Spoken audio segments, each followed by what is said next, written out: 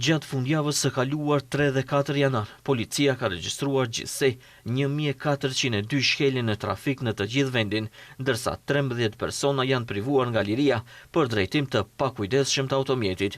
Sipas njoftimit të Ministrisë së Punëve të Brendshme, nga gjithsej 1402 gjoba të shqiptuara gjatë kontrolleve të rregullta policore, 723 shkelje kanë të bëjnë me mos respektimin e shpejtësisë së lejuar të lëvizjes. Nga 13 personat arrestuar, 12 janë ndaluar për drejtim të automjetit në ndikimin e alkoolit, ndërsa një shofer është arrestuar për tejkalim të madh të shpejtësisë jashtë zonës së banuar. Gjatë kontrolleve janë evidentuar gjithashtu 165 shkelje për parkim të parregullt, 103 masa ndaj drejtuesve që kanë drejtuar automjetet pa patent shoferi, si dhe 53 sanksione për drejtim në ndikimin e alkoolit.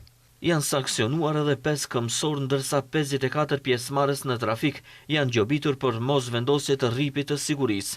Në përputhje me ligjin për automjetet, nga qarkullimi janë larguar 18 automjete të paregjistruara dhe 5 të tjera për shkak të defekteve teknike.